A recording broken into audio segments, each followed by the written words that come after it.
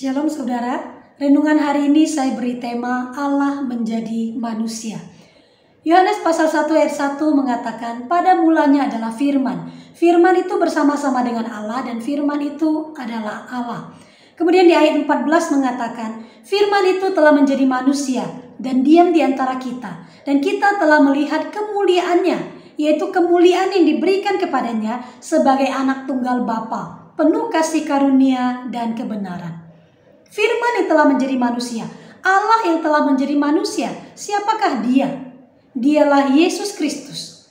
Mengapa Yesus yang adalah Allah mau menjadi manusia? Ada sebuah cerita yang mungkin dapat menolong kita lebih memahami mengapa Allah mau menjadi manusia. Pada suatu malam Natal di daerah yang bersalju, ada seorang bapak, dia tidak mau ke gereja merayakan Natal karena dia tidak percaya kepada peristiwa Natal. Sementara istri dan anak-anaknya berangkat ke gereja, dia lebih memilih di rumah saja. Dia tidak percaya kepada peristiwa Natal. Mana ada sih peristiwa Natal, peristiwa di mana Allah itu mau menjadi manusia? Masa Allah mau jadi manusia? Konyol sekali orang-orang yang percaya kepada peristiwa Natal. Akhirnya setelah istri dan anaknya berangkat ke gereja, tinggallah dia sendirian menghangatkan dirinya di depan perapian di dalam rumahnya. Tiba-tiba dia mendengar suatu suara, duk. Dan kemudian dia segera mendekat ke arah sumber suara untuk mengetahui suara apakah itu. Ternyata ada seekor burung gereja terjeduk di kaca jendelanya. Awalnya dia mengabaikan, tapi tak lama kemudian terdengar lagi suara yang sama, duk. Burung gereja yang lain terjeduk lagi di kaca jendela yang sama.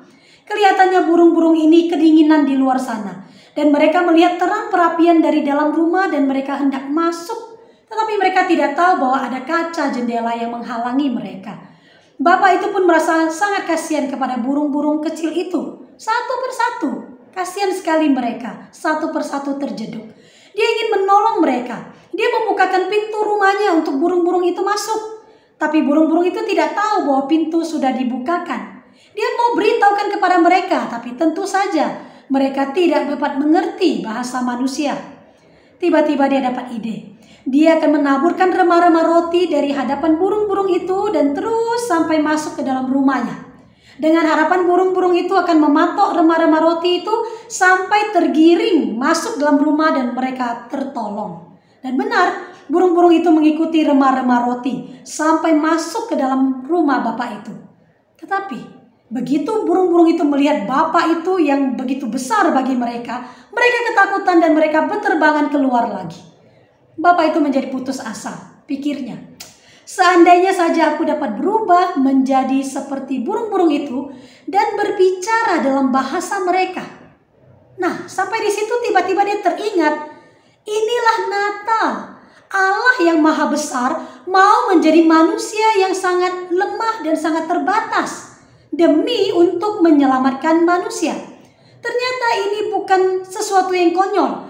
Ini adalah sesuatu yang memang sangat bisa terjadi ketika Allah yang maha besar itu mengasihi manusia yang begitu hina dan begitu lemah itu.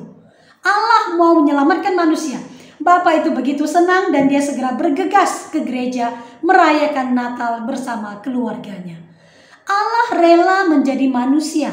Yesus sudah datang ke dunia pada hari Natal sehingga kita dapat melihat dan mengenal Allah yang tidak kelihatan itu secara lebih jelas lagi. Yohanes pasal 1 ayat 18 mengatakan, tidak ada seorang pun yang pernah melihat Allah, tetapi anak tunggal Allah yang ada di pangkuan Bapa, dialah yang menyatakannya. Jadi kita dapat mengenal Allah secara jelas melalui Yesus Kristus. Allah itu baik. Seperti apa sih baiknya? Nah, lihatlah pada diri Yesus. Baiknya seperti apa? Dia mengasihi, dia rela berkorban, menolong orang lain. Dia mengampuni orang yang berdosa. Dia tidak membalas kejahatan dengan kejahatan. Seperti itulah baiknya Allah kita. Allah itu sempurna.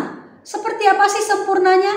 Lihatlah pada diri Yesus. Dia tidak berdosa. Dia sempurna. Dia menunaikan misi penyelamatan sampai tuntas. Dia sempurna. Seperti itu sempurnanya Allah kita. Allah itu hikmatnya tidak terbatas. Seperti apa sih hikmatnya yang tidak terbatas itu? Kembali lagi, lihatlah pada diri Yesus. Yesus tidak pernah kewalahan menghadapi pertanyaan-pertanyaan dari orang-orang.